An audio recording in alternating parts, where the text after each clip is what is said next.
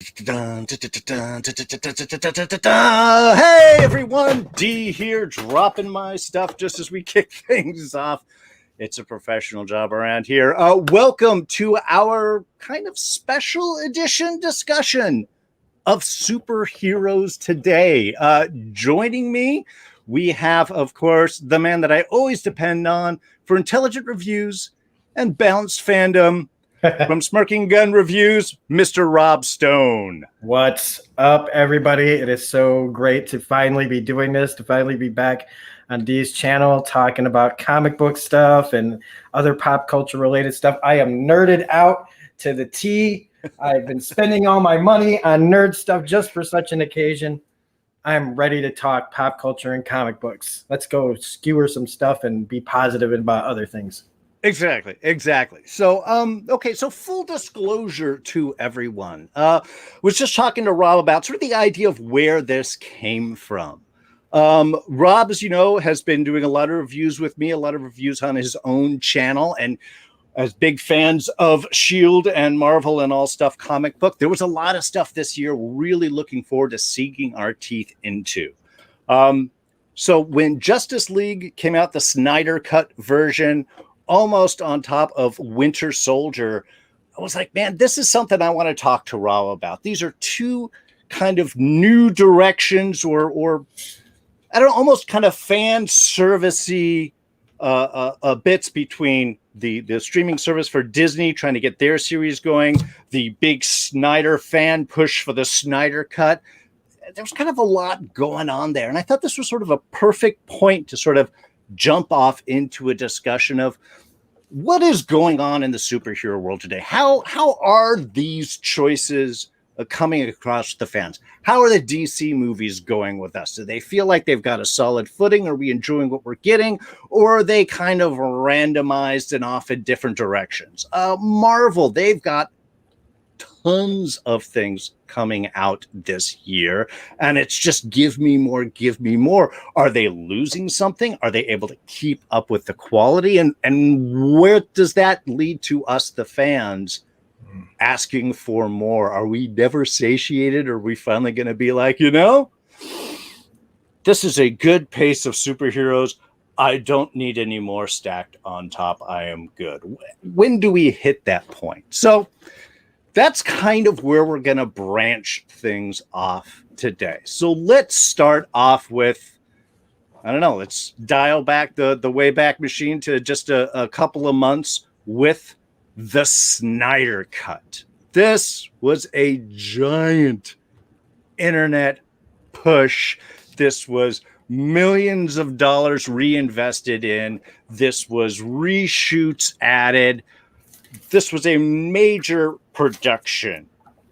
And by major, I mean both in money and in time spent having to watch it. 4 hours in length. It's all the Snyder you could ever want. So, Rob,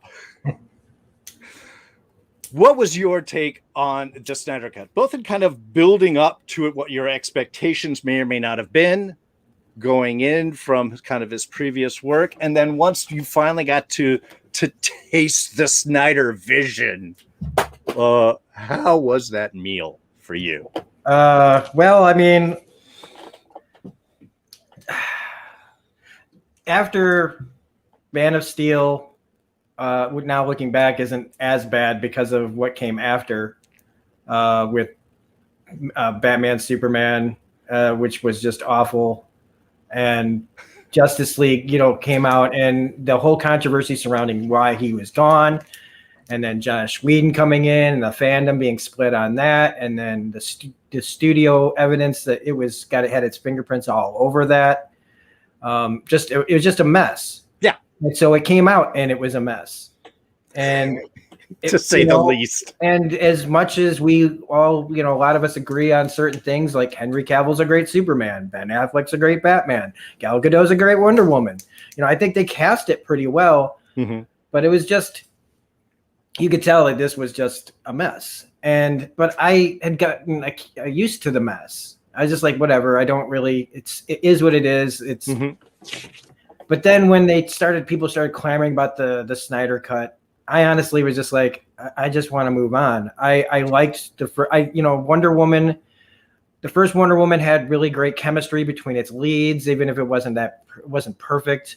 Aquaman embraced the insanity that it's just a crazy comic book world, and it was a lot of fun.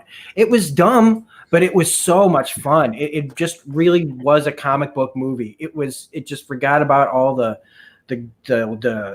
dourness of the previous movies that were really, just gray and rainy and dark, and it brought so much color and life to the movie that I wanted them to just move on.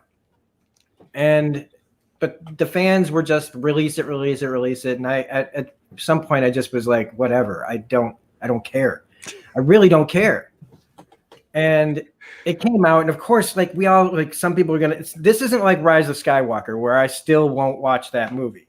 I have not rewatched it myself. and it's not that bad, like that kind of level.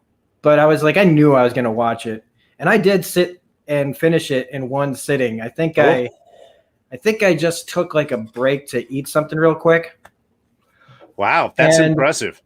Because I just didn't want to lose anything in my head while I was waiting. And hey, Silver Surfer, what's up, bro? It's in the end, it's way better than it deserves to be. I'll agree. I didn't expect much. It still wasn't perfect. What was bad in the original was bad here. They added some stuff like I thought was nice. There was a lot more Cyborg, which fleshed out his character a little bit more. Some of the stuff that people loved, I still didn't like. I still don't like the Flash in this. I just don't. I thought that his big scene with the truck and the slowing down with the puppies and everything was really cringy. Oh my God, I thought that was so cringy. But like the Superman stuff was great. Sure. I thought they really worked that out. The Steppenwolf still looked like just a CGI whatever. Slightly better rendered CGI, whatever. Slightly better. I mean, Darkseid just looked like a different version of Doomsday from Batman versus Superman. It wasn't that impressive. But I mean, if you're a DC fan and that's all you wanted was to just see those things, they gave them to you. They gave them to you. And for 4 hours, I did think it was a good idea to break it up so that if you didn't want to watch it all in one take, it was easy to get to where you left off and not be lost. Sure. I thought that there should have been more Batman still. I felt like he kind of got the shaft in that movie. Mm-hmm. But Henry Cavill, it really felt like Henry Cavill's performance was so much better with what they put in there. It was a much better Superman than what we had in the unfortunate original cut.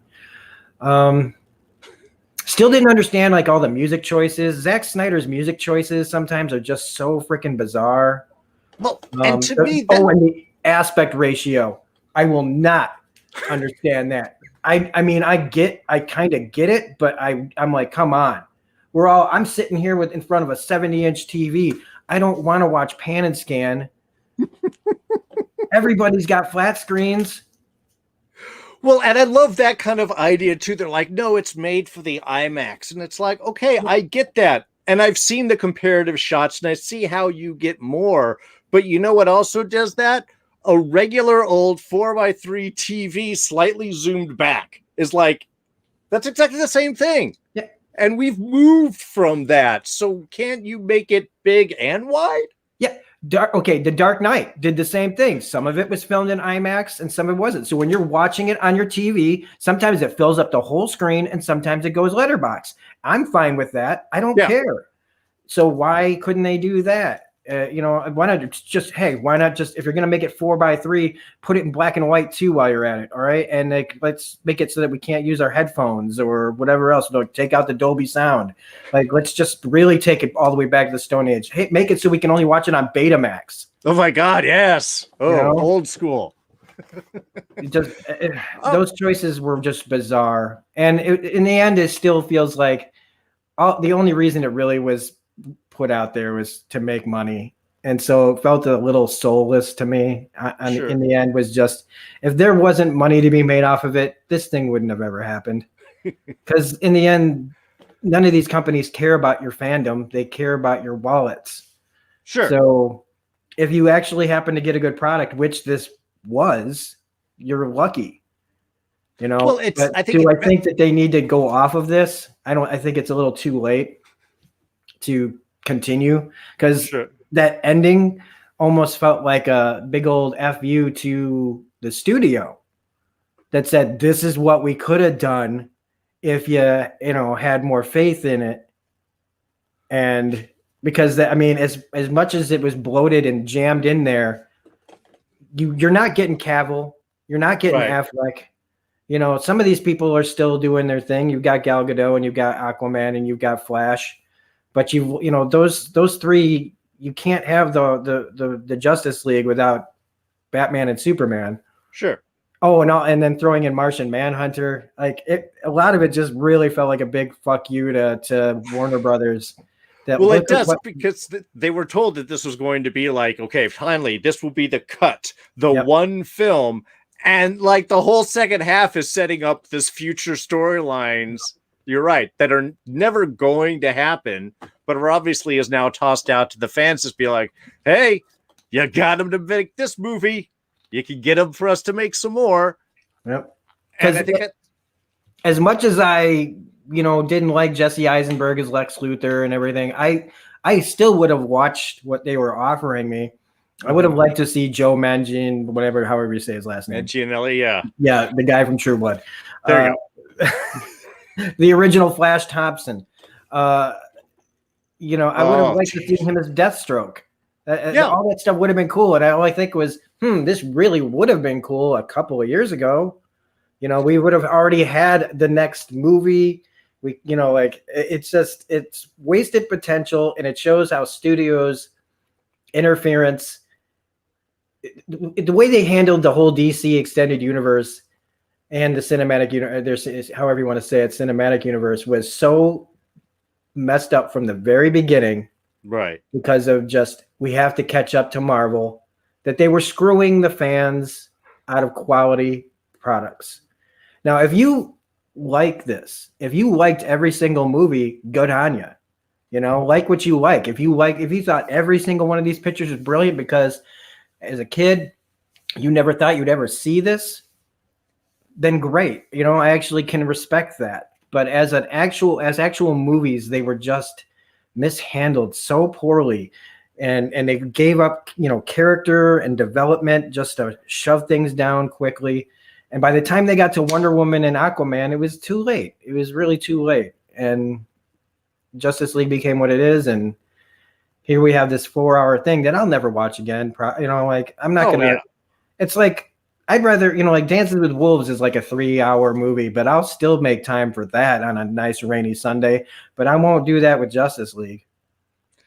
Well, it was one of those films. I mean, first of all, like 4 hours, you're already asking kind of a big thing. Again, especially when you have a chunk of it setting up films and storylines that, at least in the agreement of this third version of this film, Snyder's original, which never really got finished, the Whedon one that wasn't put out, and now this one that's taken all that info and been able to build upon. What does he get to? 4 hours that he still can't finish a storyline. Yeah.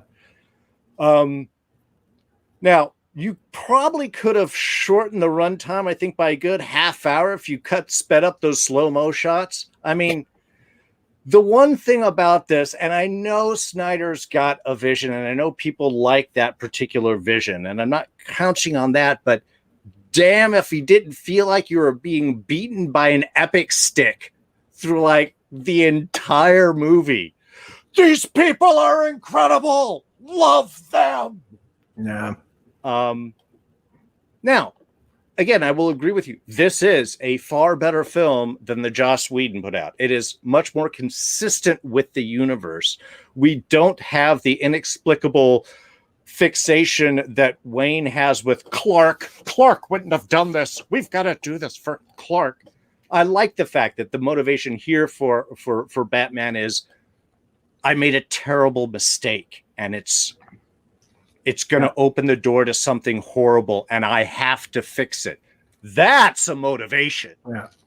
You know. But then you have like the kick-ass Wonder Woman music that was like so engaging. The one bit of joy in Batman v Superman, completely gone and erased with an ever-present. Yeah, right. Like she's going to get groceries, and it's like, oh, it's just, it's. And you're right. I didn't really care for the Flash's whole storyline. The one thing I did miss, I could say, from the Joss Whedon version is Batman's line, like, just save one person. You know, that kind of, the Flash is new to this, and he's got to be kind of brought up. That was kind of the one thing I did like that was gone with this. Not that I really missed it. But the problem is everybody was already like awesome. There's a show called Reboot It that is I highly recommend to anybody that wants to get into kind of like speculation and filmmaking and stuff. But one of the guys there, producer Bill, described it to me, I think, perfectly. He said the problem with the characters is that all of their issues are either I'm awesome and I just have to realize how awesome I am, or it's I'm awesome and the world just needs to realize how awesome I am. And that was the extent of the character arcs for like everybody in it. Yeah. And when you spend 4 hours on that, there's a lot of, I guess you got to fill it with slow-mo shots. That's all I'm saying. Yeah. The thing is like, we say that we're asking a lot for 4 hours, but like, if somebody told me that Endgame's runtime was going to be 4 hours, I'd be like, true. Because again, if you're into the vision, it was earned. It would have been like, yeah, I can do it. Oh, you mean I'm going to have to take like a half an hour, intermission? I don't care. But you ask people to do that with this, and it's like it felt like it was a really smart move. Mm-hmm. A really smart move because they knew that this is a big ask, but they also at the same time they knew, think about all those subscriptions. Once we got your money, we got you for a month. When they needed content and they had half a movie and a bunch of fans clamoring out, yeah, I honestly think it was a smart move for them to do. It starts to show what, HBO Max can be the offering, what the balance of streaming can do for DC fans. Of course, there's also the call now for the Ayer cut of Suicide Squad. I don't really care about that. But who knows? It might be a better film, too. I know that film was re-edited by the guys that did the trailer because the trailer was such a hit. And, David Ayer wasn't particularly happy with some of the choices they made. So maybe that changed the story. Is that what HBO Max can use its streaming service for the moment? Well, but again, that's just giving us content. I mean, you're saying you'd watch a 4-hour cut of Endgame, but I think the difference with that is you care about everyone in Endgame. And I think there was such a shocking difference, at least in that aspect, when I watched Justice League, Snyder Cut, and then threw on Falcon and Winter Soldier, which much smaller scope for sure. This was designed as a series, wasn't designed as a major movie. It wasn't supposed to be an IMAX and all of this. But I felt I cared about what was happening more. I'm being introduced with characters. I'm spending time with them. Yes, I get action, but the story is about the connection we feel with their storyline. And I think maybe that's where Marvel and DC is kind of taken two different directions. Where DC, the characters are all godlike and epic. Whereas in Marvel, these are people that put on the superhero costume. DC is like, the gods are the gods, and their human outfit is how they interact with the rest of the world. For Marvel, it's almost different. It's like we're people that still have to go home and get a loan for our sister's fishing boat. Yeah. We got to deal with the PTSD of us being a programmed killer for 70 years. And how does that sort of play out? And I think it's a way different way of connecting with the audience. And I think in some ways better because they take time to do it. Yep. Absolutely. Yeah. It's like, I don't know. I think that the streaming service has a lot of potential. I know that they're already talking about, there's that new Batman the Animated Series and things like that, rebooting all that kind of stuff, rebooting the stuff that people already love, that kind of thing. I think that they should start thinking about doing what Marvel's doing with making limited series for their stuff. Sure. That would be money in the bank. You'd have them locked in, get some, even if they in the end have to scrap a lot of stuff and recast or whatever, if somebody said that they were going to make like a Wonder Woman or an Aquaman or a Flash show, forgetting about the CW stuff or whatever, and kind of forgetting about the cost to like make six or 7 episodes of Aquaman or Wonder Woman. Wonder Woman would probably be easier. Right.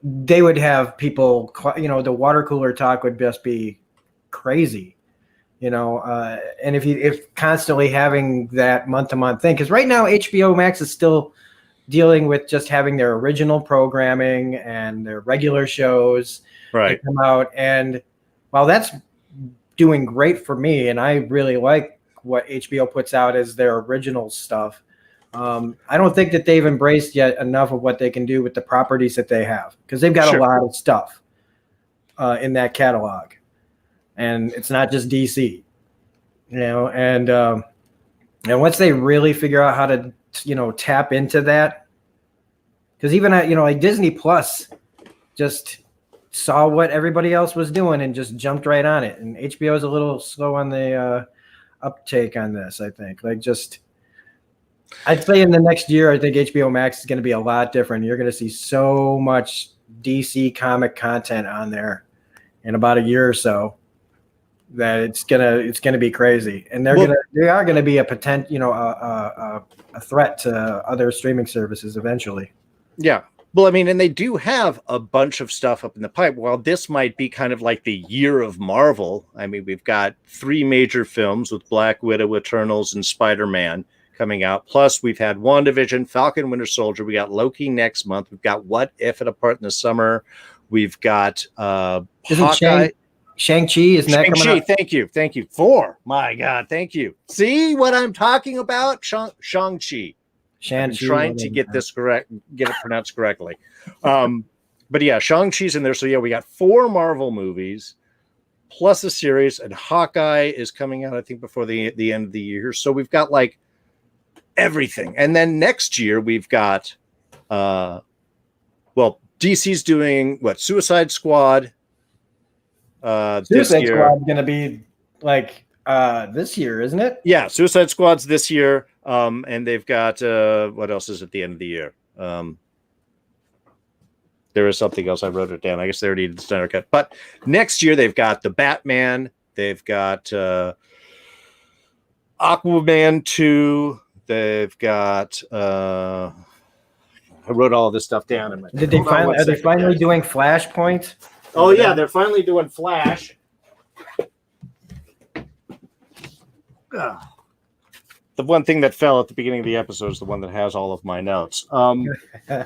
Plus, HBO Max has greenlit a Green Lantern series, at least a limited series. They've got Justice League Dark they're doing. They've already announced a Batman animated show, a Superman animated show.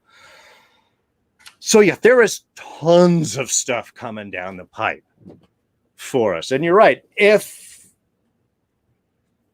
HBO Max, if Warner can kind of get their feet together on a direction, even if it's multiple directions, but just have that planned out, I think, there's a lot of cool stuff that they can do with the properties. And I mean, really, that's always been the issue between Marvel and DC.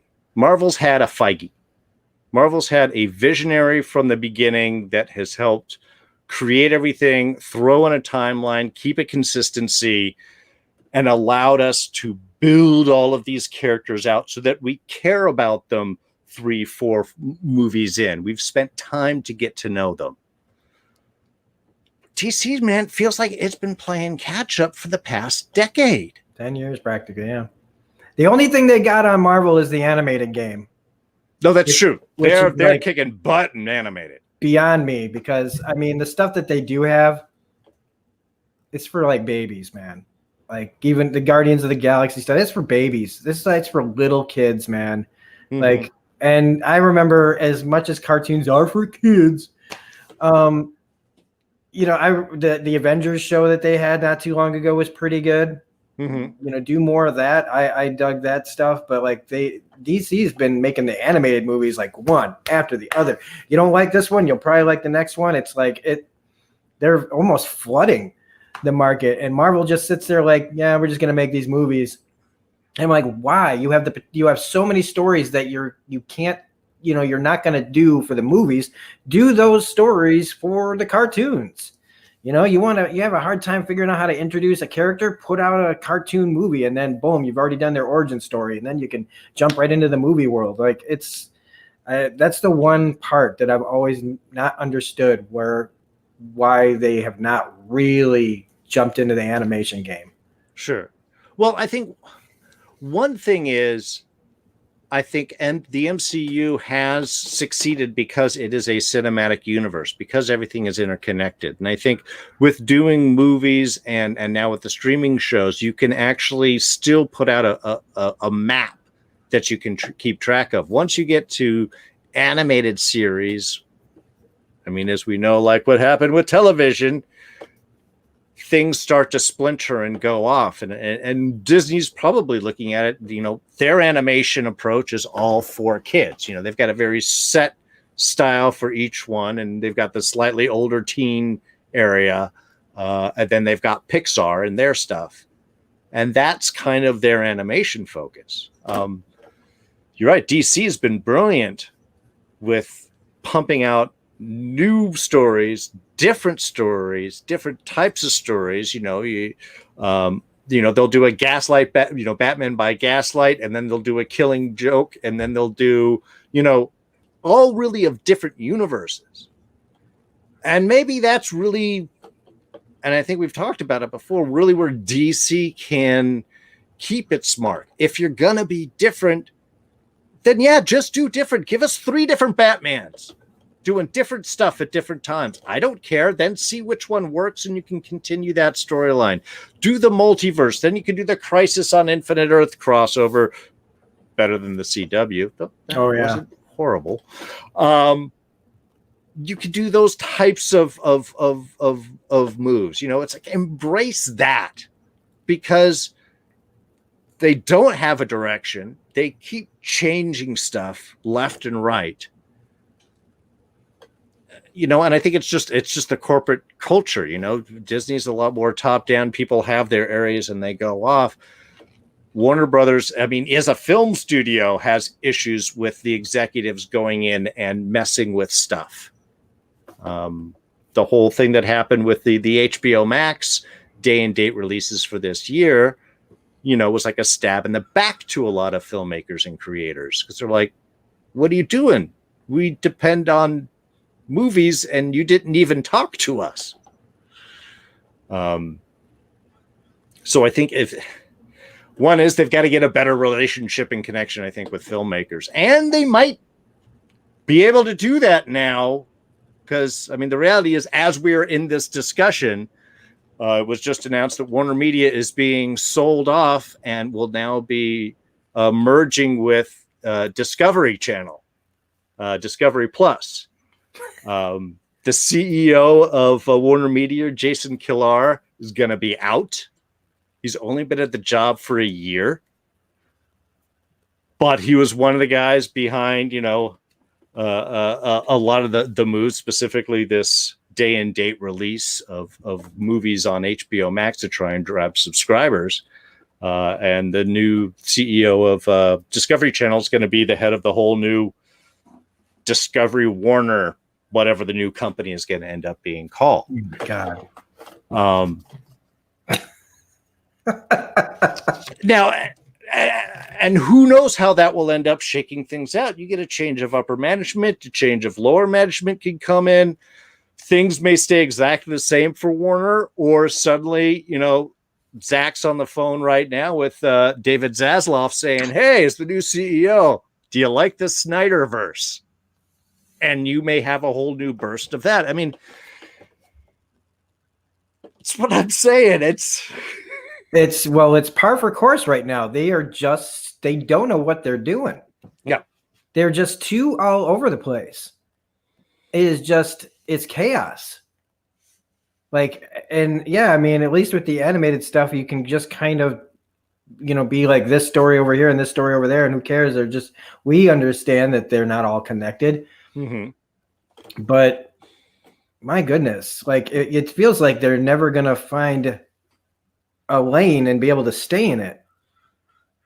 Unless they just did a hard stop. But I feel like they think like we can't stop. We're just going to run this train off the track, and until it just completely collapses.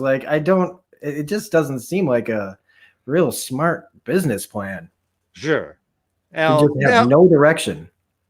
As I said, we don't know how this is going to change things. I mean, this is going to take a year to go over. Anything that's already heavily into production and ready to come out is probably not going to shift. We're going to have Matt Reeves' Batman. The Gotham series is already going to come out. I mean, a lot of these things are going to be happening at the time.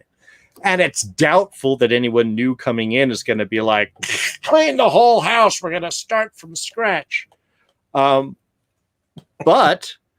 they might start looking at it and going, okay, this worked and this didn't. Let's go in those directions and let's toss this out. Let's go here. Let's bring this in. There might be, I don't know, man. There needs to be some focus. And I'm not saying everybody's got to be a Feige. Like I said, everything's got to be a cinematic universe, but there does need to be somebody with a consistent vision. Yep. Consistency is the word, right? Yep. Because as audience members, we want to do this. We want to be engaged. I mean, I'm so excited about Loki. All of these Marvel series, I'm like, yes, give me more. I don't care if it's just 6 episodes. I'm so happy. That's like 3 movies that I get to watch that are all very character centric. And then we go to the giant, screen filled cinematic explosive buffet. And from a storytelling standpoint, I mean, what a balance you can do. Get the character work on television where character work works so well, and then have the big spectacle action on the big screen. Here you can connect the stories and tell the small stuff and keep us all happy and engaged in the subscriptions coming. Yep.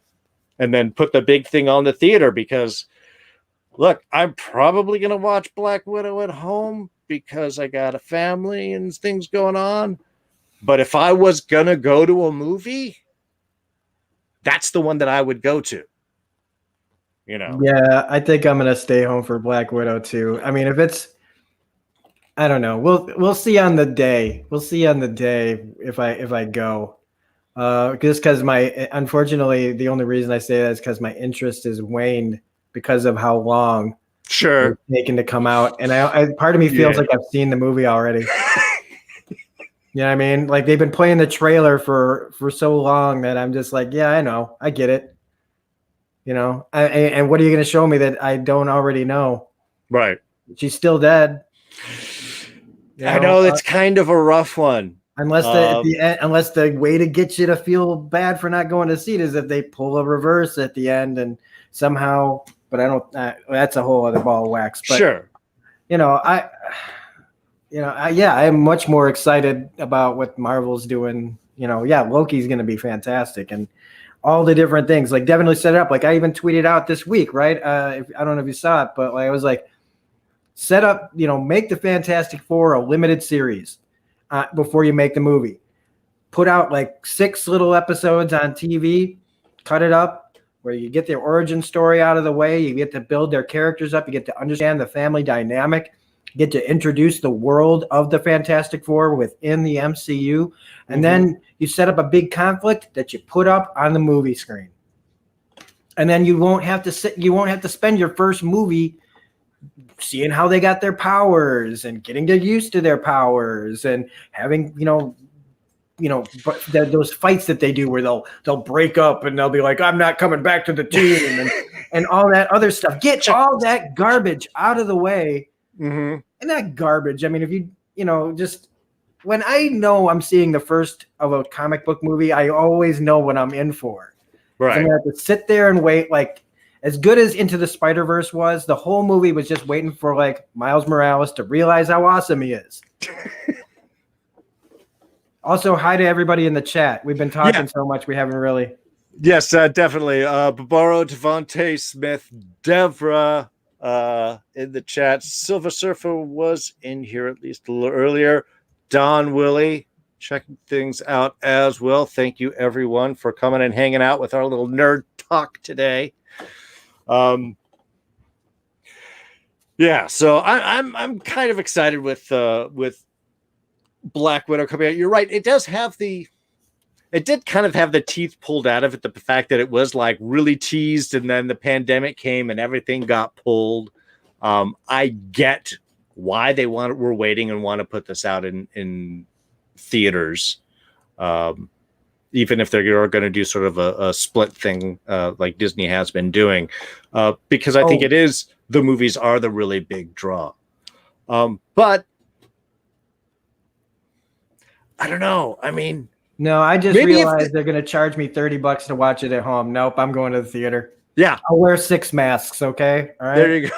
I'll buy a block of seats around me so that I'm just like, okay, I'm just going to pretend that I'm bringing my family, and then I'm just going to get some cardboard cutouts.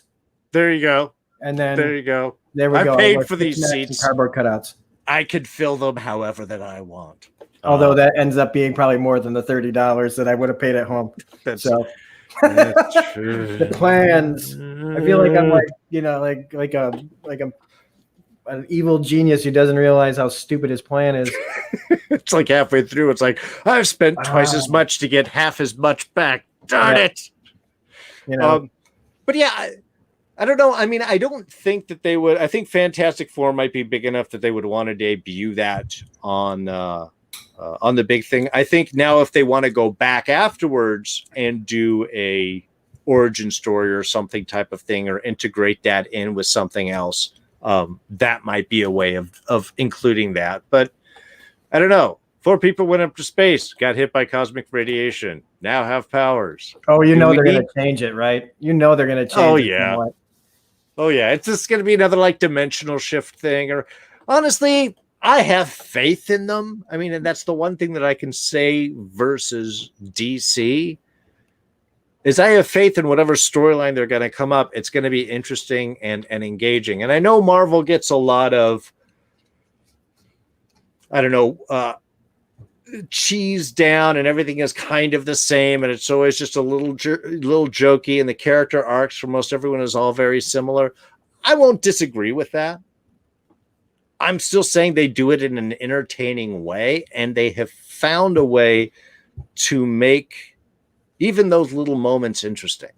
I mean, again, Falcon and Winter Soldier, just the whole idea of Bucky trying to figure out how to make amends and deal with these realities, and how do you bring that discussion up with the guy you're hanging out with? By the way, yeah, I'm the one that killed your kid. These were interesting moments. They were kind of real moments. And again, these are the things I think you can get more of on the smaller screen. So, but do we need to see origin stories anymore? I don't know if they can make it. And with the Fantastic Four, I'm afraid I think you do. Now, here's the question that I'm curious from you are, how do you think they should introduce Doom? Because I'm of the mind is you introduce Doom entirely separate. You do not have his origin connected. He is not a villain in the first Fantastic Four film. He becomes the new Thanos. He starts manipulating events throughout the phase as we get into whatever next bigger event starts to go on. I think they always make a mistake trying to link Doom and the Fantastic Four. And while they are nemeses, their origins are entirely different. You don't even meet Doom until what episode issue 4 of the Fantastic Four? It's the Mole Men is their first villain. Or how about that as the idea for, like, you put the Fantastic Four movie out, but you make a show called Victor for the series, where you something like that, because I do agree, like, they could do like a Thanos type thing where he's just kind of, in the background of starting things up, but they've obviously already got that plan figured out, but we just don't know it yet. That's a tricky one, because he is always linked to the Fantastic Four. I do like that idea of just having him kind of in the background, but how long do they want to wait before they introduce him, like, full on? It probably won't even happen until like 2023, 2024, which is like, good Lord, man, when we like plan out our lives to these movies thinking, oh, like this person's coming out then and this person's coming out then. And it's like, oh my God, I'm going to be like fucking 50 pretty soon by the time all this shit comes out, and so you don't want to rush it. You want to make it feel natural. You want the character progression there. You want everything to happen kind of organically. But yeah, I don't know. That's an interesting idea. I think that yours about having him in the background, just kind of slowly becoming who he becomes, is a better idea. But whether or not they will have the patience for it, I don't know. I mean, we've had them mention things, kind of subtly in the background of things so far, but we haven't, seen all of it, and we don't know what's going to happen. Like, when's Atlantis going to come up with Namor? They brought it up. There's a shift in the plates and under the water, and like we all were like, sure, it's gonna be where we get Atlantis, and then nothing.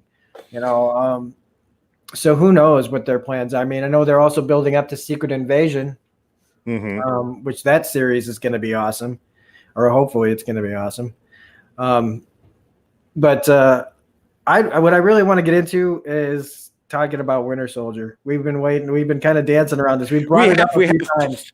Please dive right in. I know we were going right in, and then we had some sideways veer. So yes, dive into Winter Soldier, please, man. Okay, because I mean, I didn't watch any of your stuff, so I actually want to know what your opinion is. Oh, cool. Of it before I start talking about it, because I missed all. I didn't watch any of the videos just to not get spoiled. Okay, well, awesome then. Well, like I said, I really enjoyed the series. Did it have some issues? Yes, it did. Which I can totally get into. I liked the opening. They were definitely giving us a firm reminder of Captain America Winter Soldier with the way they opened up Bucky. I love that Batroc returned.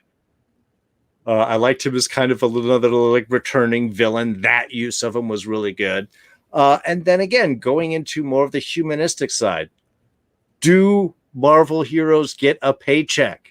Apparently, from a discussion with the showrunner, that kind of threw people for a loop in production. Like, they hadn't really thought about that, which was just kind of a fun little thing to bring in. It opens up the universe. I love the arc that we had for Sam, accepting the shield and all that comes with it, especially being a black man and the histories that are involved. I loved Isaiah Bradley being brought up, and the fact that we have, our Marvel equivalent of the Tuskegee experiments being done on I think, were they prisoners in the original comic? No, they were volunteers. They were kind of like unwittingly taken, I think, though. But then just tossed away, thrown in jail and forgotten of. I mean, the fact they were able to carry a strong racial component with this, and not, in my mind, have it be present without really hitting over the head. When you have the discussion of between Bucky and Sam outside of Isaiah's house and the police roll up, and it's automatically like, who's going to get picked up? Who's in trouble? Oh, it's Sam. Oh, no, it ends up being Bucky. I mean, those were all really cool moments. I liked the fact they had Carly be a little grayish. Was she making the wrong choices? Yes. Was her fight entirely wrong? No. Zemo, they made a few switches, but I'm fine with that. He is very entertaining. I liked his little arc. I liked his back and forth with Sam and Bucky. While I love the choice they made with Sharon being kind of a very gray area person by the end, where her loyalties lie, I love that choice. How they did that and many of the choices done, especially in the episode Power Broker itself, I think they did a lot of things that served the plot but didn't serve the character. So yeah, and John Walker's whole little urge to dark. It took me a minute to realize that was Kurt Russell and Goldie Hawn's son, and then I couldn't not see it in him. And he was amazing because from the very beginning, I was uncomfortable with him. And then he later just kept justifying why he was giving that feeling off. And I think that's an amazing performance from an actor to clue you into that emotional state without knowing why you feel that and then letting you discover that. I thought was really beautifully handled. So, yeah, from a character standpoint, it was great. Sam's new outfit looks good, little uncomfortable. Might need to do a redesign. So there, quick summation of my Winter Soldier feels. What about yourself, sir? Well, I mean, as I did manage to get one review out before the internet went down for good. It was like a shot to my heart. Literally, it was like it was holding on just so I could watch the first episode and then say, "Guess what, man? You ain't seeing the other ones." You know, it's so like cruel. Yeah, it's like in the middle of a meal, somebody just walks up and takes it from you, and you're like, and you watch him throw it in the garbage. You know, like, yeah. So, like you said at the beginning, the first episode was a great introduction. I really didn't like the choice that they had Sam give up the shield right off the bat. I was like, I understand the choice. I just didn't like it. Because I read the comic book. I got the Rick Remender books that had old Cap pass the torch to Sam, and Sam runs with it in the comics. Mm-hmm. He's like, you get to see him just be happy and confident. Like, why didn't I ever have a shield before? And just rolling through Hydra. And it's such a fun comic and getting to be confident. I was surprised that I thought that this show was going to be more like, will America accept a black Captain America? That's what I thought initially, that where this show was going to go. And that it was going to be like, well, we can't give it to the Winter Soldier because we just can't. Like, sure. As much, you know, and he's carried the shield too in the comics, but it just, with the way they've used him in the MCU, and at this point, that character cannot be given the shield. It's right. But like, between the choice of the Russian, you know, the brainwashed spy, or a black guy, who should have and then by adding Walker, that was brilliant. Because, and I did not know that they were doing that. I did not know that. All I knew was that Wyatt Russell was going to be in it. Mm-hmm. I am a massive Wyatt Russell fan. Before all this, he was so good in Overlord. If you have not seen the television show Lodge 49, I think it's 49 on AMC, it was like a 2-season show. Oh my gosh, I love this guy. Awesome. And so when he showed up at the end, and I'm like, oh my God, that's Wyatt Russell. He's going to be U.S. agent. I was so happy. My nerd alarms were exploding. I was like, he's so perfect, because I knew all about U.S. agent as well. And then, and the stuff with Bucky, especially that first flashback, realizing why he's talking to the guy and everything, that Winter Soldier murder spree, which was just insanely good. Oh my God, when he just comes through the wall and everything, and as terrifying as it was that you realize he's going to shoot that boy, it is like, oh my God. So out the gate, it was really, really fantastic. And then I started seeing problems over the course of it. For me, I get it. Like you said, is it Carly? Yeah. I get the issue that people had, that the blip happened, everything was turned into turmoil, and somehow the world fought back and got together and created this new kind of society that we really haven't seen.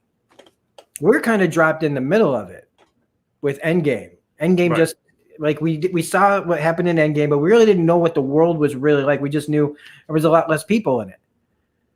And that kind of was it. It was just that. And then all of a sudden they come back and we don't really talk about it either. And we just have the world's kind of thrown into chaos. And I get that people would have issues, that we fought so hard. We lost everything. Now we have it back. And that conflict is good. But I just couldn't care less I couldn't care less about those people, because they felt to me like I was more on the side of Thanos than I was these kids. And Thanos is crazy. I think it was the attitude. I think it was mostly the attitude of it, where it's just like, this ain't my new world, man. Like, I'm like, is this supposed to be general? Is this supposed to be generational? Is this supposed to be like, yeah, the world sucks, but this is the younger kid, generation, like standing up to like something. It just felt off.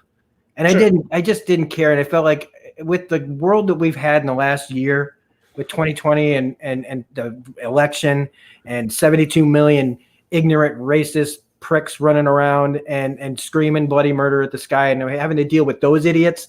Now I'm watching a show about a bunch of idiots who want to cry about, like, oh, we don't have this and that. And even though I understand it, I was like, I don't care. My 2020 was way too rough for me to care about what you're crying about. And so I just didn't care about. I was like, man, kill them all. Okay. Even though I know that's. Well, no, but if they don't make a sympathetic argument for you, then they fail to have you connect with an audience. Connect it. Oh, I wanted to see them like at the end when they were just getting beat down. I was like, yes. It was giving me a release on the ignorant people that I feel are around right now.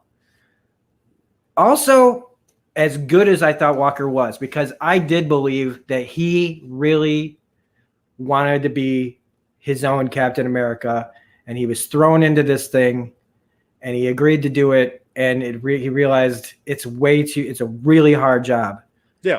And he really wasn't ready for it. And even though I knew where it was going to end up as him becoming the U.S. agent, I felt like that the 6 episodes, we only got 6 episodes. This show had way more to tell than 6 episodes. This was rushed.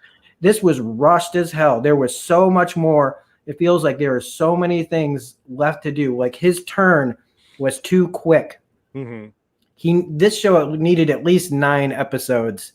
And I'm not trying to be greedy about it. I'm not trying to say that like, oh, I just want more episodes. I mean, for the story they were telling, for me to reasonably believe that some things just felt forced, like his friend dies and he just goes bananas.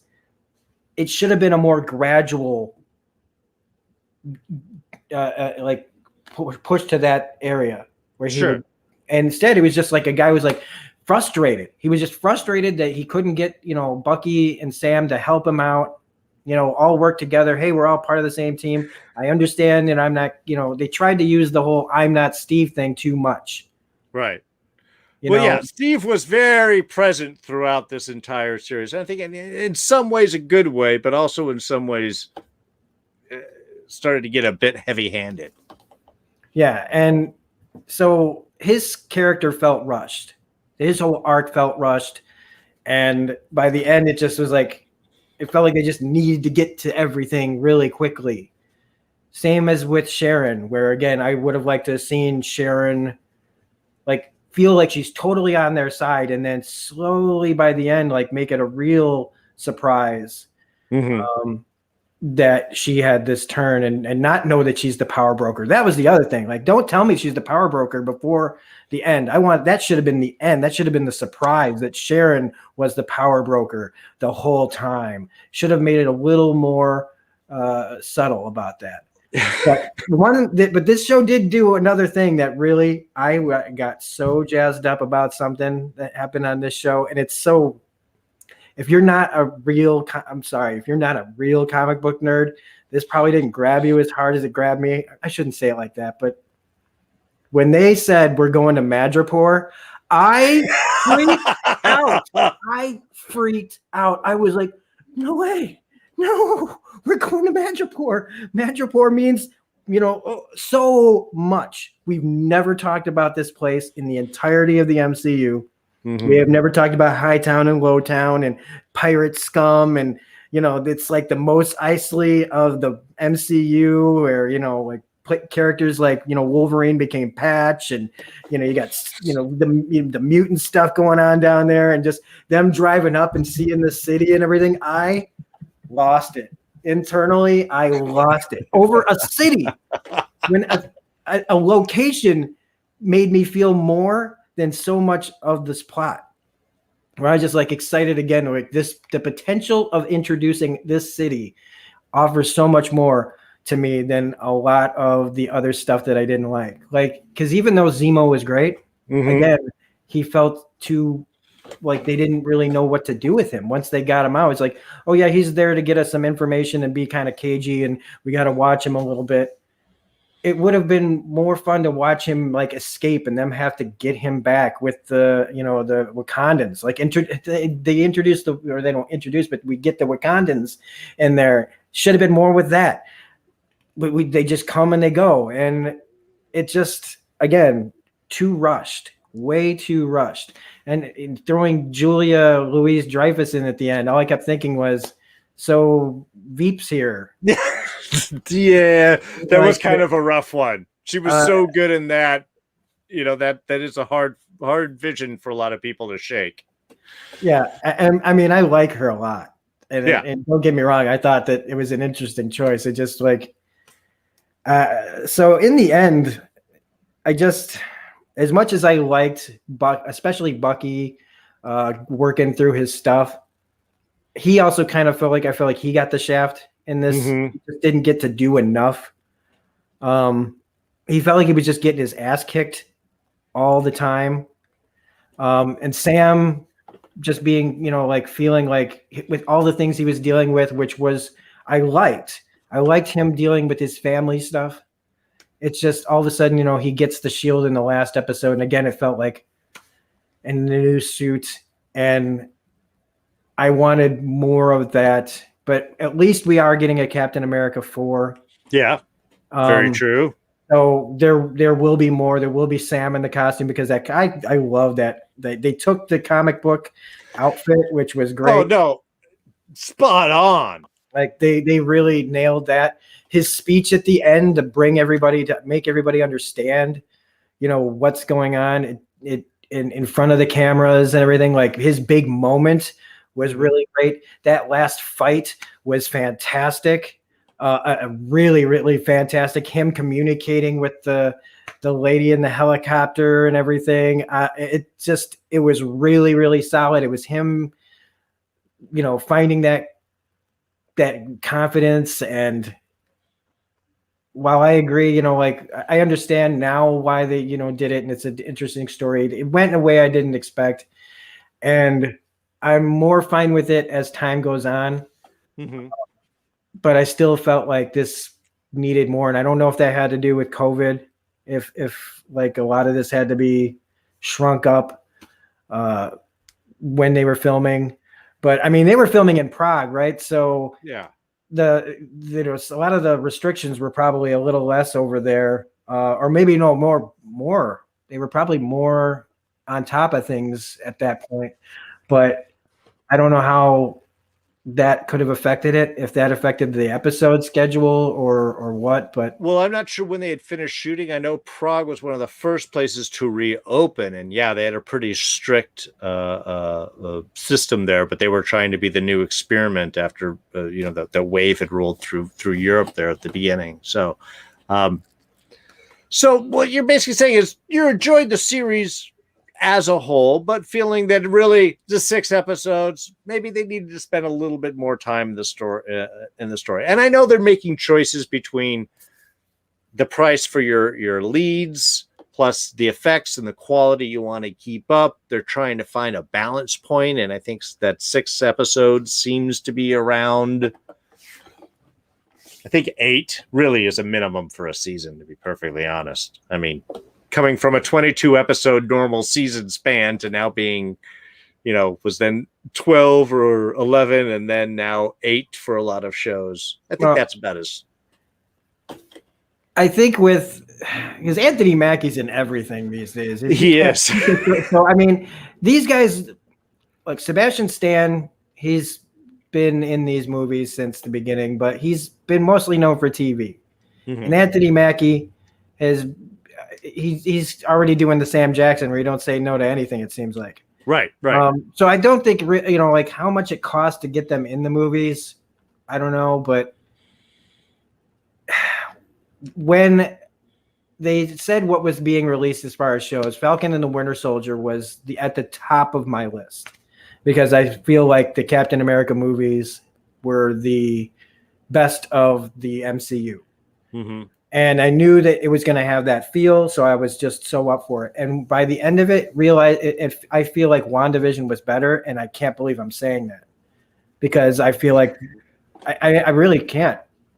Because as much as I enjoyed it, some of those problems really just it lowered it down to below WandaVision, and I have a lot of issues with some of WandaVision.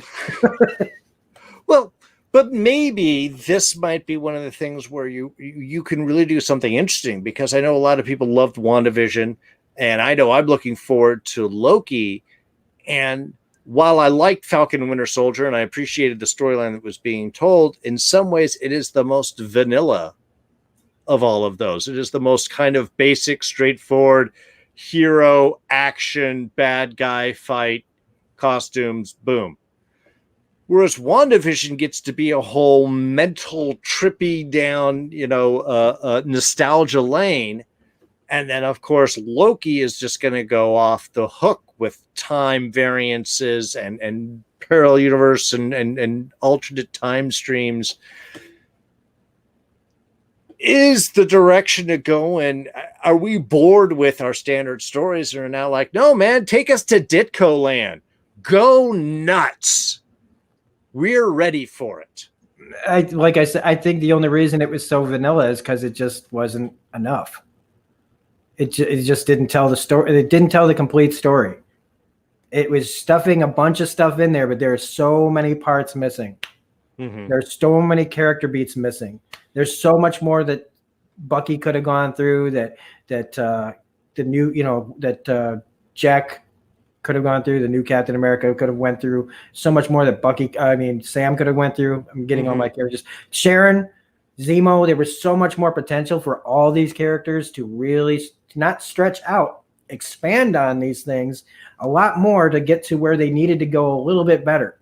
Right. A little bit better. Or, make the episodes longer, I guess. I don't know. But it just, like, I see what, the Rich Room's saying, like, it feels stuffed rather than rushed. But can it be both? Because it just, it's not me just screaming for more content. It's me screaming for tell the story better. Okay. Yeah, actually, speaking of chat, Devontae is mentioning how Falcon and the Winter Soldier was the top of your list. Hawkeye seems like a better idea for an action series. Well, yeah, but I think, Devontae, that falls into the same thing. I think those tend to be are going to be the more straightforward superhero tales. And what we're starting to see with WandaVision and Loki and those potentials, even What If, the animated series coming after that, is the craziness that you can start to get into. I think there's always been that concern is how far will audiences be willing to go? And I think now they can take us anywhere. Part of that is because they have taken a decade plus to set everything up for us. Well, we now love these characters. We trust the storylines. We find it interesting. You've gone into new directions. Now we are ready for those types of storylines. Well, and you bring that when you say setting up, that's a really important thing because that's a big part of both of these shows. And that's another thing is WandaVision wasn't just WandaVision. It wasn't just her journey. It was setting up so much for the future.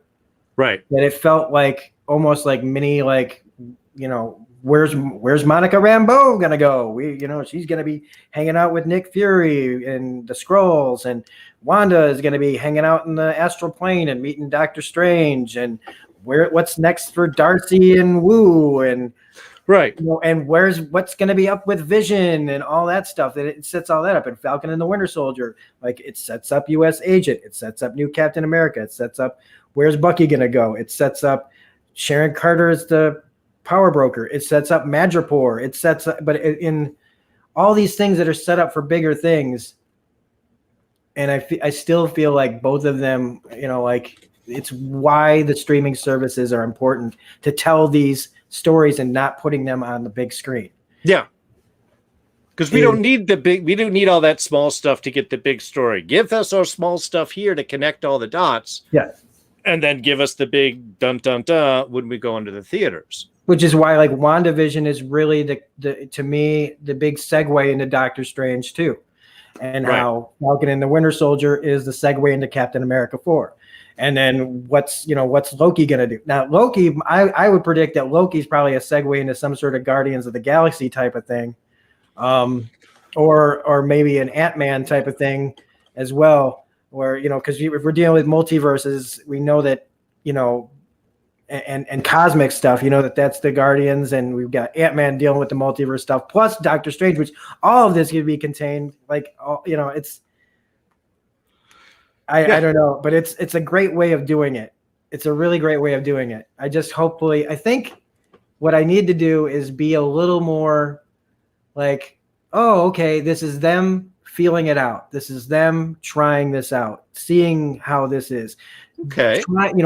Doing these, giving us these doses of things so that when we can tell the big story and have all the setup in the series.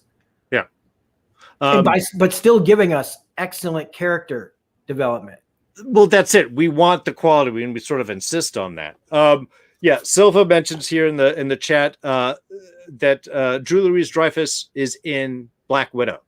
So we were actually supposed to meet her last year, and this would have been a cameo from a character we'd already been introduced. So, I mean, in some ways, this is where all these shifting in distribution have sort of changed some of those things.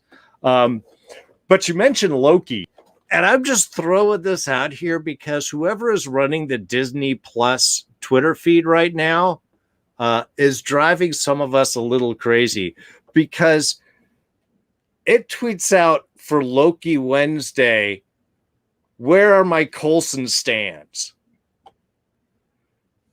To which, of course, we have Clark Gregg responding, huh? And half a fandom going, wait, you talking about Coulson? Is Loki going to fix? Is he going to not stab Coulson? Is he going to bring him back? Is he going to be? It started a nice little feed. So whoever's running that, don't give us hope. Okay, don't give us hope unless there's hope to be there. Don't mess with our minds. Yeah, that's a nice segue into the whole speculation thing. Yeah, thank you very much. Perfect. Which was the other really pair I wanted to be sure to talk about, because what we've done in a lot of this discussion is, of course, speculate.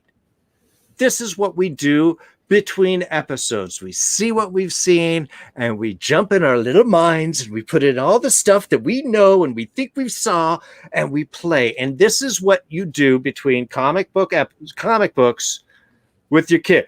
Oh, did you read what happened? Okay. Did you see what Cap did? Okay. Well, what do you think is going to happen? Is he going to run into Madame Hydra? Do you think he's going to, this is what you do while you're waiting for the next thing to come. And I have always seen this as a playful thing because none of us made this.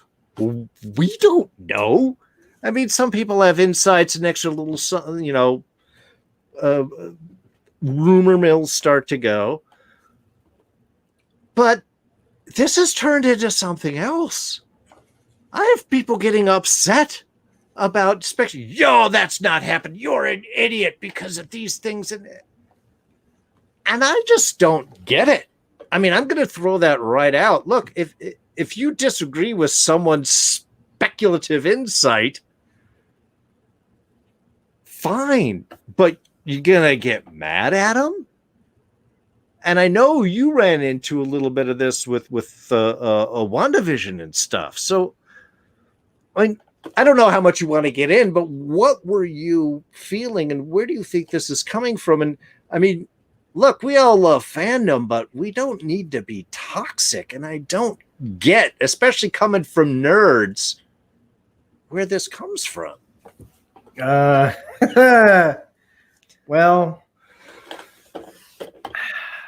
this one's touchy for me because I am not okay. What we're used to, right? Before all the series and everything was, there'd be hype for the movie, all the excitement they would build up, what's going to happen, all that speculation, Yeah, which is fine.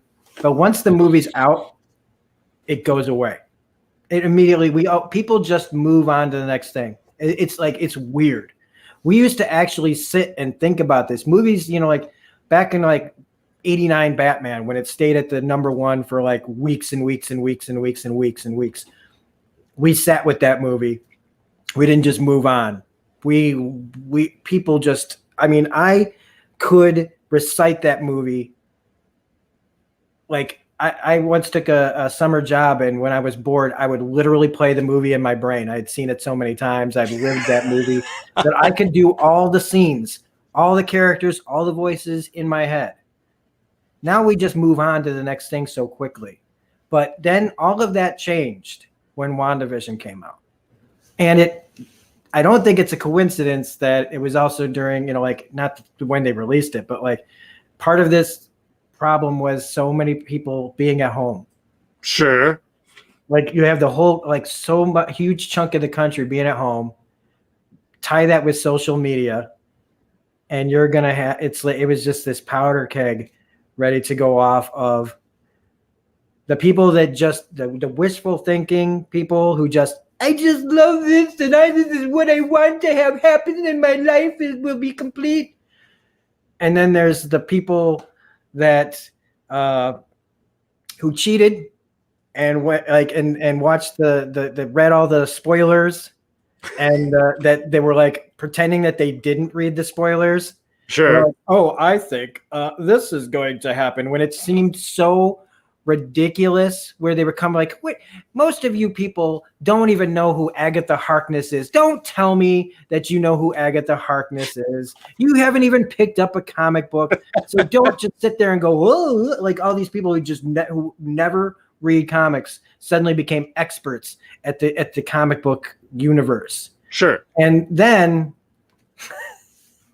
I think then you mix in with trolls and everything else, and it just became, people pushing buttons, knowing how to just get the internet to do what it wants to do, get social media to dance for them. And it just became too much, where I was mocking it openly, where I was just coming up with the weirdest theories, and just putting it out there. And just, I think I had something about the like babies eating Wanda at one point. Like I was just throwing all sorts of stuff out there because it got to be too much, because and I'm gonna throw my own guilt and fault here, because it just, my passion is comic books. I am never far away. Look at this. This is not purposeful. These are just here. Sure. Okay? I just have comic books sitting here. I got my some omnibuses over there. I got books. They're just everywhere. All right. And so with WandaVision, it was such a weird niche thing, because Vision and Wanda are really kind of secondary characters in the MCU. Not a lot of people know them. Most of the people only know them from the MCU movies, and things like Agatha Harkness. You're talking about like a 1%er right there that people would know about that. And for me, on my part, I got really irritated with people just becoming comic book geniuses, or they thought they knew everything about the comic books because they read the spoilers and then decided to spread that out as, like they found it out, naturally, like they've been reading it their whole lives. And I take my own fault of getting mad at that, because I shouldn't let that kind of thing bother me. But then, the people that just get really angry and start attacking each other is just stupid. And I didn't really see that much on Falcon and the Winter Soldier, but that was also because without internet, you were kind of spared that. My social media traffic was a little bit down. I actually was going through my data. I only had like a 5 gigabyte data plan when this thing went down. Mm-hmm. And so I had to be real careful with what I looked at. So I didn't really see anything from Falcon and the Winter Soldier. Maybe it was bad. I think the peak bad though was WandaVision. It was just bananas. And anytime there's a show coming out now, I will completely ignore all social media when it comes to the new shows. In fact, I'm not even going to be covering any of this stuff on my channel. I'm not going to be covering Loki or Hawkeye or any of it, because it's just too big. It's too big and too much for my little channel to like be that invested in. I want to actually enjoy it. Sure. And so I'd rather talk about it on your channel as a group of people, getting together and doing it that way, because I just feel like it's just the movies, the universe got big enough by Endgame. It's just an even bigger pile of people watching this stuff now that I can't take it. I need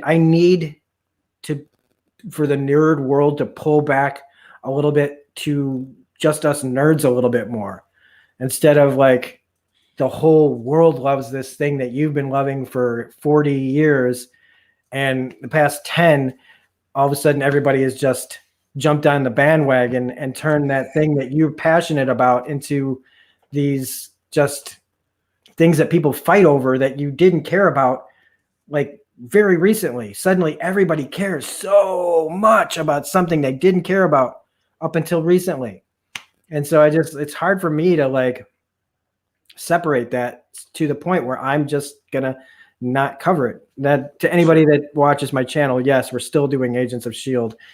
But I will continue to make Agents of S.H.I.E.L.D. reviews. But other than that, like I'm pulling all the way back because I just can't take the dysfunction of it all. That's because with Agent of S.H.I.E.L.D., we're a small but devoted fan base. It's a small little group there. And I think that maybe that in some ways is, I don't know why gatekeeping happens. I mean, people talk about that, and I think that there's various levels of it. I mean, obviously, when you start getting to toxic, like you just anybody that loves it, that hasn't loved it as long as you have in the way that you love it, is an idiot, and they need to be quiet and so on. And I don't believe in that. I mean, part of me as a nerd is always inclusive. If you want to check out the thing that I love, come check it out. On the other hand, I think that there is a certain community that you get from people that have been doing something for a long time. They used to be something that was a small kind of group, and now everybody's into it. And I think it's different if those people are like, wow, this is a cool thing. You like this cool thing? What do you know about it? Share it with me. I think that's different versus, well, I have a Wikipedia entry that I memorized, so I know exactly where everything came from, and I'm going to tell you how your love is a little different than my love, and don't say that I don't care. I think it comes from a different way, the way that people are kind of coming in on it. And yeah, unfortunately with the internet, tends to breed a certain self-righteous, smarmy persona from people. And I think people like to fight. Yeah. Yeah. And it's just, people know how to push buttons. There's those people that were just sitting at home going, what shit am I going to get up to today? Because my life is so empty and hollow. Right. And there are people that want to make a fight and will just look for reasons to do it. The SJW and the anti-SJW, for instance, as Devontae is bringing up here in chat. Social justice, this is all the trend thing, and people can fight against it or saying, no, we need to have this representation and go in. Whereas a lot of us are just like, what? This is an important storyline. Why are you fighting over whether it should be included or not included? I'm more concerned with, is it being presented well or not? They're making it into stuff that it's not. They're taking it. It's like what they did with like Rey. Mm-hmm. Rey's just a character who's in the Star Wars universe, and if you want to interpret it, to yourself, like go, oh, this is what I think Rey means to me, or this is what I think Wanda means to me, or this is what I think Sam means to me. That's great. But then when they start these arguments and groups of people to just tear everybody down that doesn't agree with you because you think that this means something, that it's like, it's good for the internet, it's good for Twitter, it's good for all their algorithms and having people talk, and they don't care that everybody's fighting. They love it. Yeah. But it's not good for the community, the actual community in the end, and for people in general. It's just, and I think, again, because we've all had such a difficult year and a half now, I think that a lot of things that might have slid, we might have let slide, were much more easily pushed. Our buttons are more easily pushed now. Sure. Like, I remember starting 2020 pretty positive, and by I'd say August, I had lost it. I had snapped. I was so ready to get into I wanted somebody to step to me wrong or look at me wrong or say the wrong thing. And I mean, some of my content kind of came out like that, where I had to make some videos about stuff like that. I jumped out of a fucking plane. And I'm not even 100% sure I wanted the chute to open at that point. I'm really having to think about it because I was way too docile, man. I was like, for the first time jumping out of a plane, like, just let me hit the ground. But so I think that, on top of, that plays a part in it. The world has changed. The world is different. It's going to take a while for us to calm the hell down. And hopefully we can at some point get back to normal. But I don't know if we can. I don't know if it will.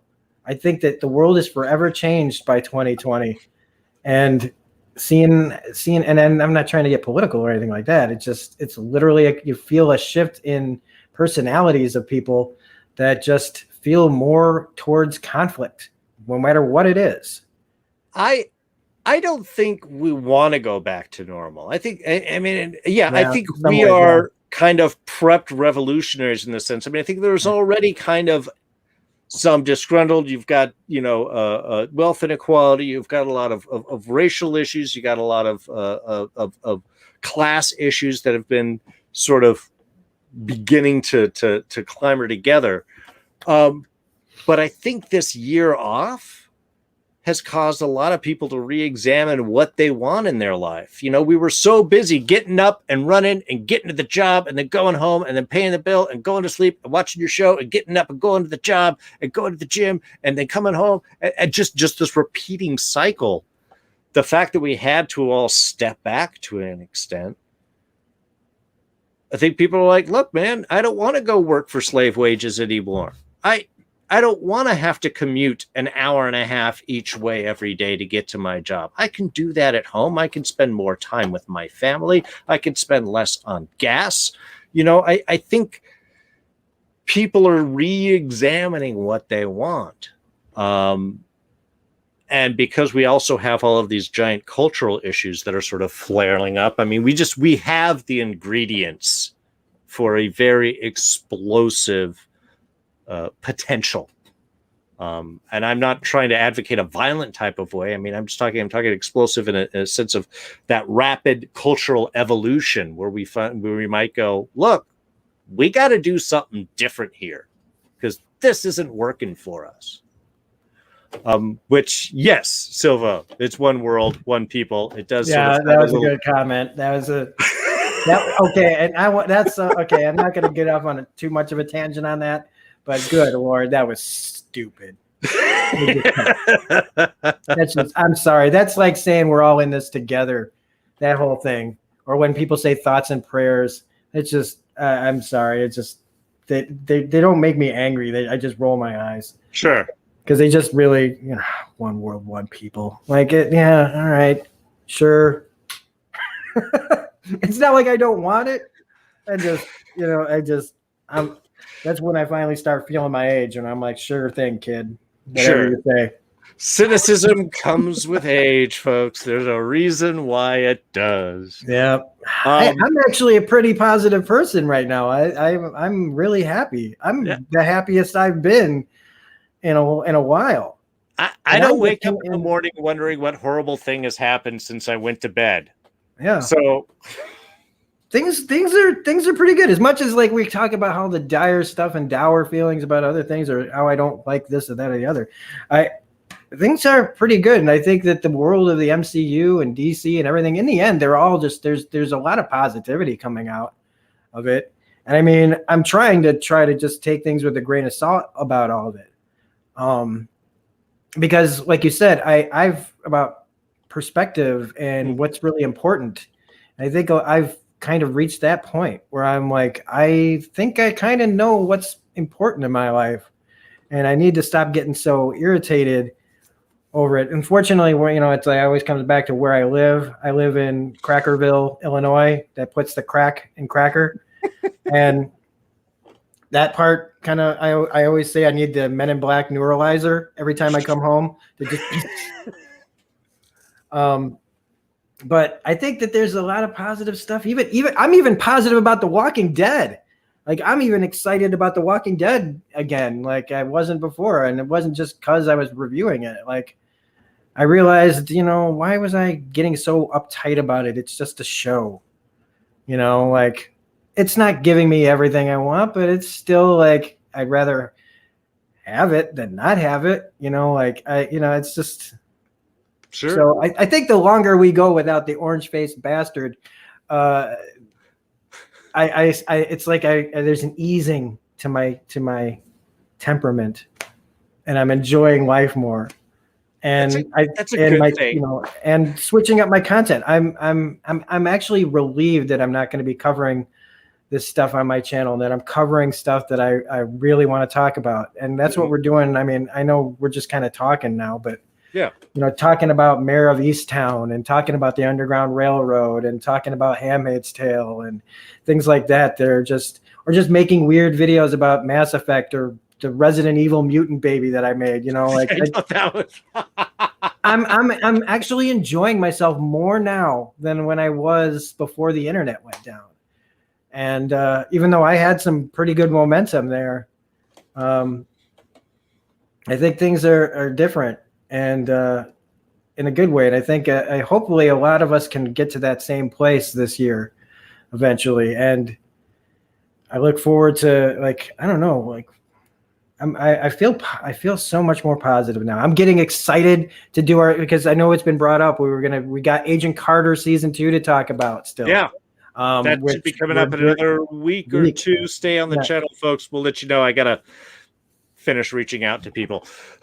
And then, after that, I guess we are making Agents of S.H.I.E.L.D. season 4 videos for the channel. It's in the background. He wouldn't have it there unless he's just really playing a cruel trick on all of you guys, where he's just like, oh, that just came with the house. It was here the whole time. You just couldn't see it. We are getting to do that and getting to be with the group again. Yeah. And getting all of us together, because I love doing this, but we need to get the group together. I mean, we got, Boba Fett show coming later. There's so much that's going to be, to talk about. And Well, I think that the longer, the more people get vaccinated, and the less fearful we fear and feel, and I think that we'll finally get back to some kind of normal, just not the normal we had before. maybe a better normal, a new normal, better direction. Yeah, exactly. Yeah, I don't know. That's all. That is all. That's all. That's all perfect there. So yeah, like he was mentioning, we will be having our Agent Carter season 2 review coming up shortly. Like I say, stay on top of the channel. We'll have more Agents of S.H.I.E.L.D. reviews coming up for season 4 down the road. That's probably going to be until after Loki. But look, while we might complain about certain things or want things to be better or say this wasn't the best, let's be honest, man. We are in the time of our freaking lives. We have more content where we can be picky about it and go, oh, this could have been a little better, or this. We've got so many superhero shows.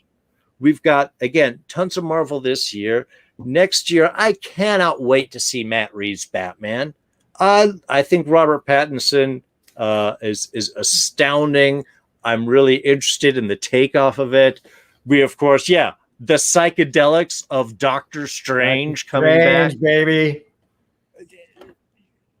As much as I may want to, again, nitpick on certain things here, we're loving life right now. And I appreciate the fact that we've got so many fans joining us in the chat that I can sit here with Rob and talk about these ridiculous things. And yes, in between, a little speculation, healthy, for fun, ideas of where we think things might be interesting to go, but not be married to them. We don't want to guess the ending of the book. I want the ending of the book to be different than what I think it's going to be, because it might be better that way.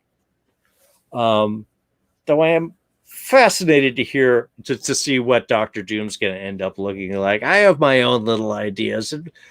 And I think, by say, your statement on Madripoor, how you responded when Madripoor was dropped in Falcon Winter Soldier, that's how I think we should start to have Latveria. Like, perfect to me would be Black Panther, which tends to be a little bit more political. Not see Dr. Noob there necessarily, but have Latveria brought up when you have the world discussions. The new country that popped up in the blip that was recovered by this, obsessive old family or something like that.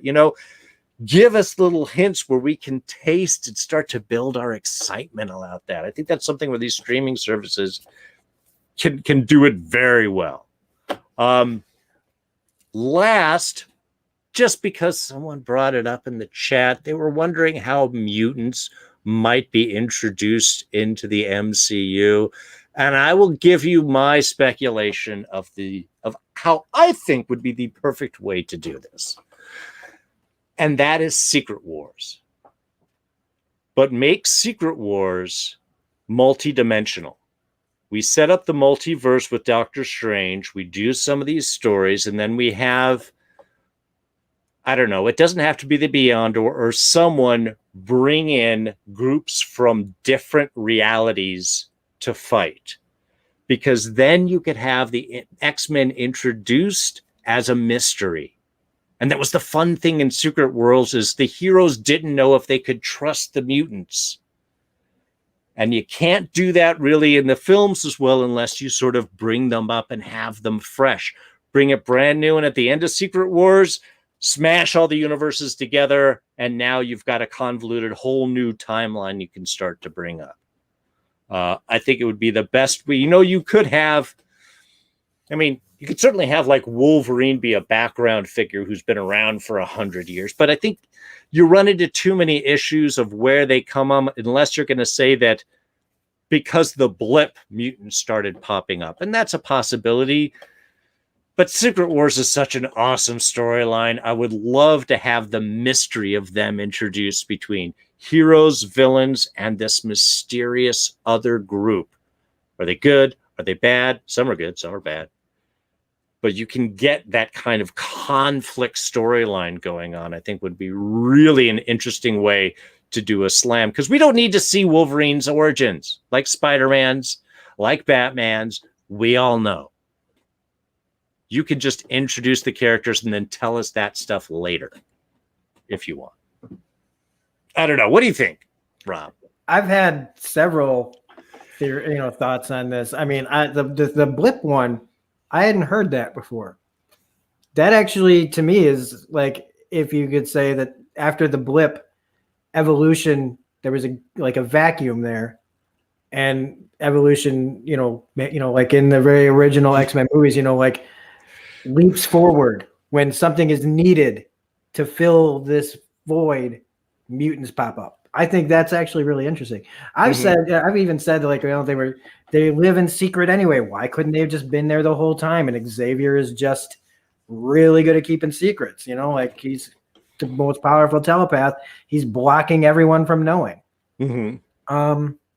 But also it's been said that because of the Eternals is like which there was a guy, the Comics Explained guy on YouTube, talked about the Eternals being the way in, and I listened to him talk about that, and I was like, they'll never do that.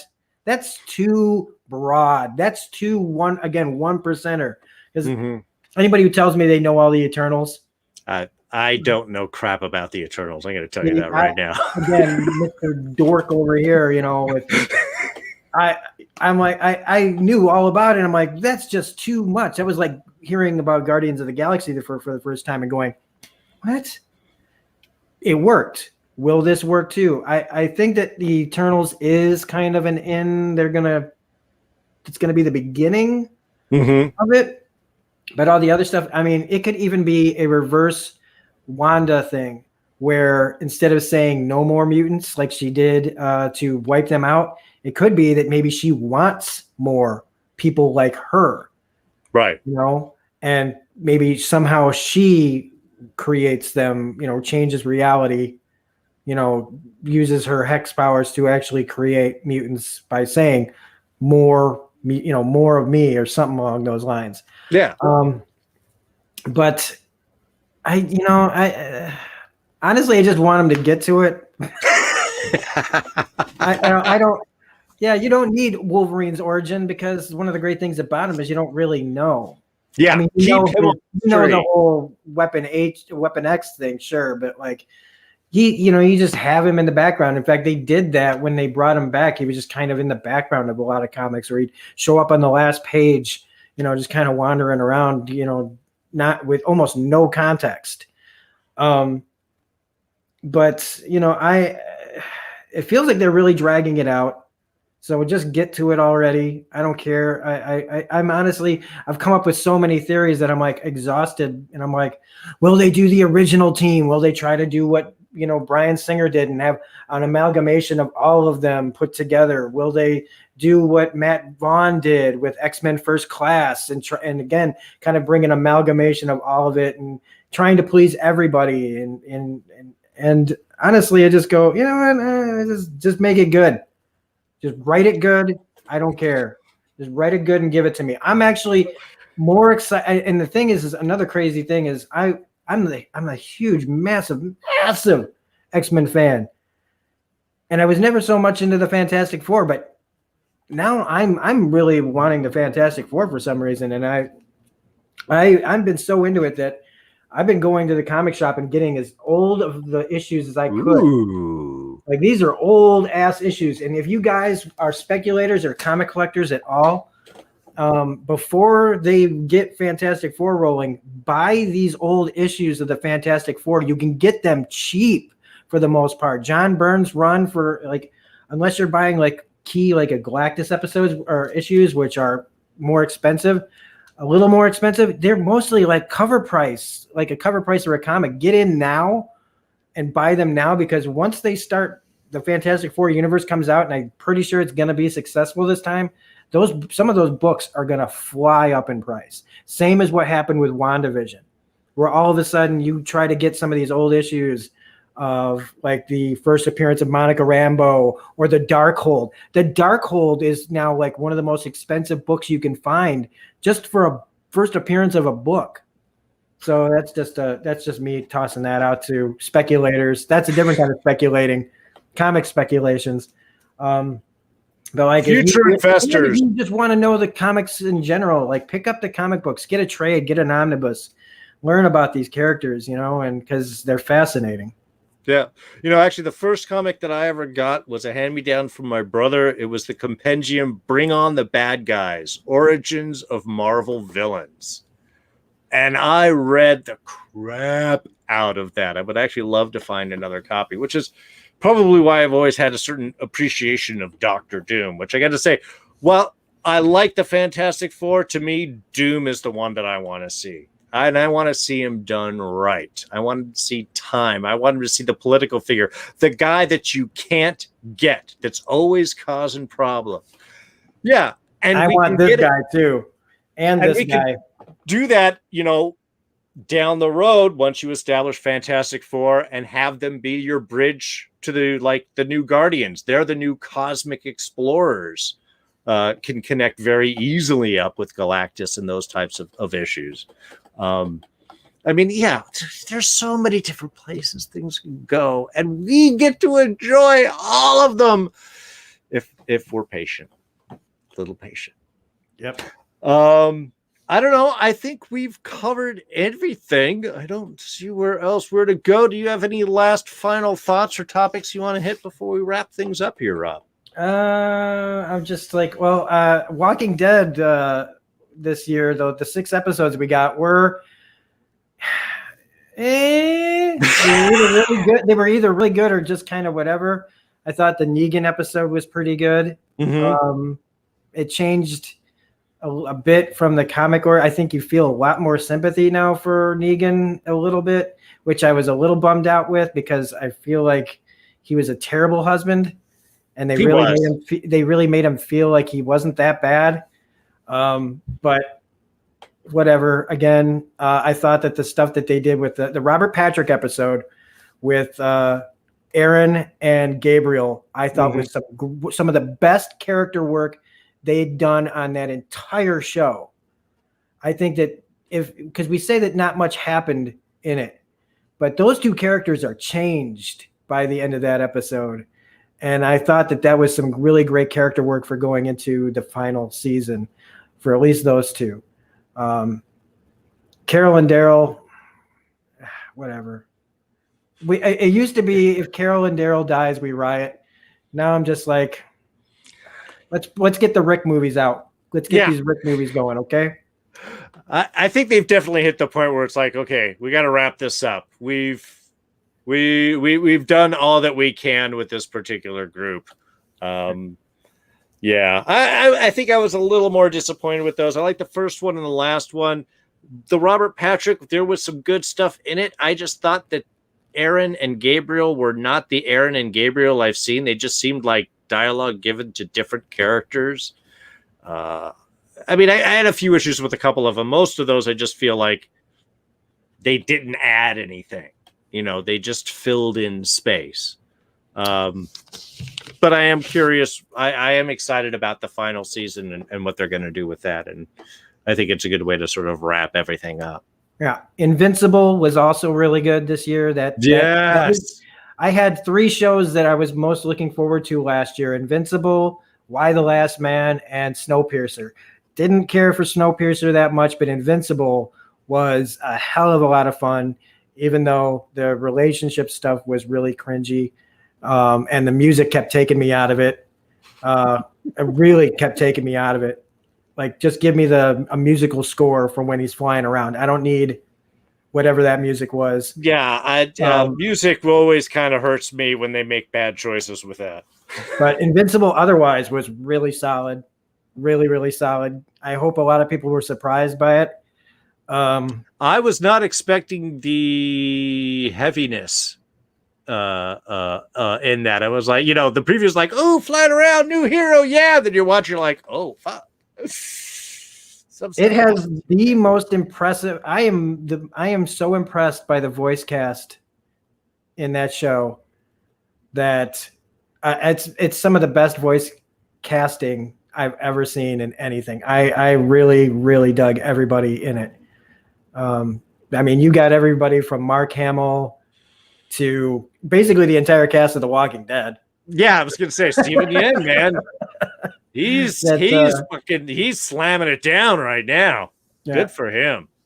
Other than that, no, I mean, I don't really have anything else. I mean, I could promote my channel, but that, you know, like if you like Mass Effect and Resident Evil Village, we're playing that on my Twitch channel, Smirking Gun Plays.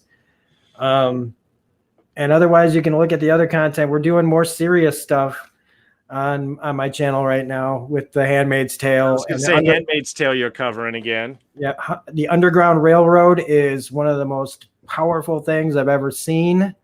Plus, it's just so well made. It is so well made and very, very relevant.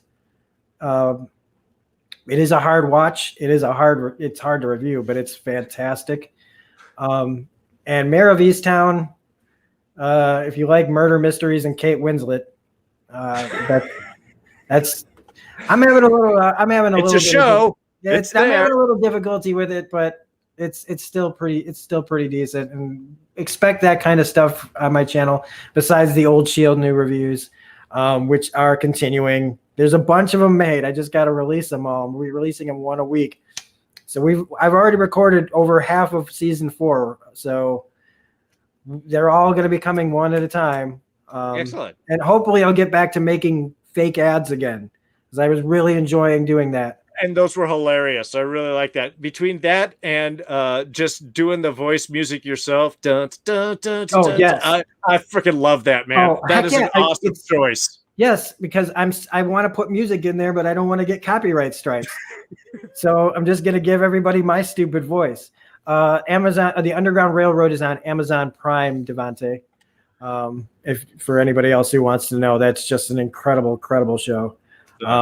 So it's I want to get back to fully the way I was doing everything. Right now, because I said I was easing into it, but I haven't eased into nothing. I think I've put out once I started going, I started making video after video after video, and I'm like, I need to maybe force myself to once some of these shows end, start taking my time a little bit more, because I kind of just dove in head first once I started going. So it's easy to do that, man. It's easy to do that. Yeah, we're close to 2,000 subscribers. I know you're almost there. Yeah, I've actually been losing. I'm almost about to drop below 19. So tell your friends. I need everybody. Subscribers. Tell everybody in the chat. Tell somebody that you love, or no, that they need to check out D's reviews and subscribe to D's reviews, because yeah.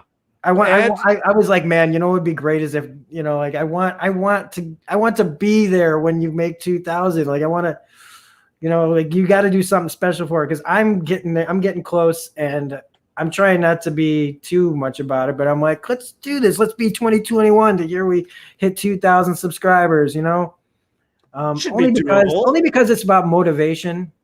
Yeah, that's true. It's about motivation and building the community, because again, that's the most important thing. It's why we do what we do. What we're doing right here, right now, is about the community. It's not, we're not making tons of money off of us. I still haven't been paid by YouTube once. I just finally got my bank account to the whole thing.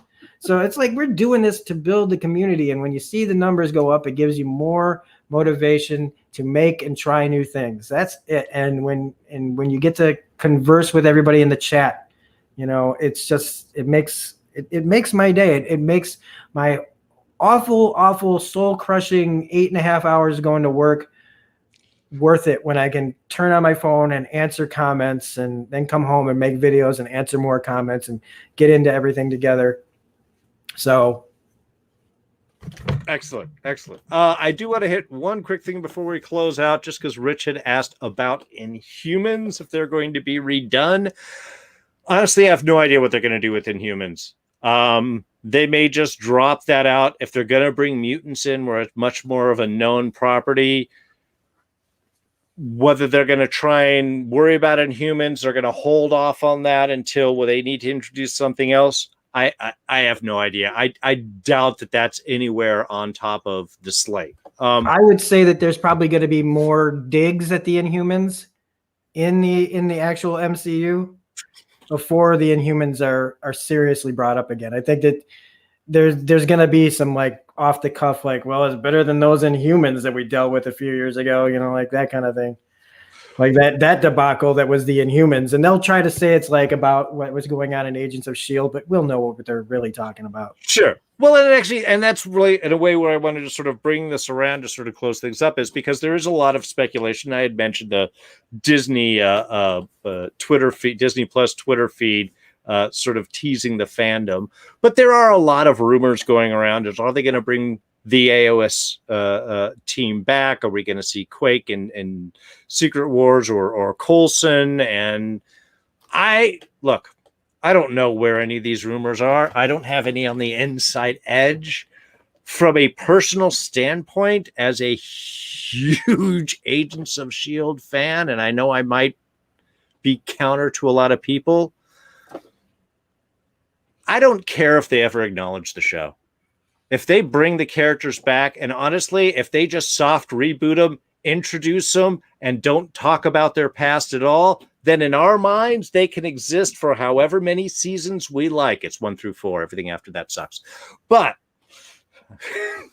I'm kidding, folks. Sort of. Yeah. But honestly, I would love to see, look, Coulson needs to come back. We would love to see May. Of course, Quake should be showing up. At the very least, a Fitzsimmons in the lab is definitely needed. These characters have already made their way into some of the animation stuff, so they're not unfamiliar to larger audiences than just Agents of S.H.I.E.L.D. fans. So, look, if you give me more of the people I love, I don't care how you do it. Honestly, I don't. I want to see the team back in any way, shape, or form, especially Coulson. Yeah, he's coming back. Yeah. You know that Clark Gregg is, got his suit somewhere handy. It's just a matter of when and how. Yeah. And do they need to explain anything? No, they don't. Not at all. And nobody will care. Nope. I really don't think. In fact, I think the less that they bring it up and just bring the characters out, I think that's the smoothest way. And then we can all just accept exactly what we want in our own head canon, which is what we'll do anyway, and be able to enjoy the show, and other people can enjoy these amazing characters that we've loved so much. Everybody, thank you so much for joining us on this extended special edition of just chatting with friends about cool nerd stuff. We talked some superheroes. We talked some odd media pairing connections. We've talked streaming, speculation, fandom, and how it all interacts. The fact is, we're all living the life right now as superhero fans, whether it's DC or Marvel or Independence or all of the above. The one thing that we ask is just give us quality. Just make it worth our time, and we will give you all the money we have, because we're gonna do it anyway. Yeah, look, I've pretty much already been spending it all. So, also, I highly recommend, if you don't have a 3D printer, get one. I've been making batarangs the past couple of days, and someone did.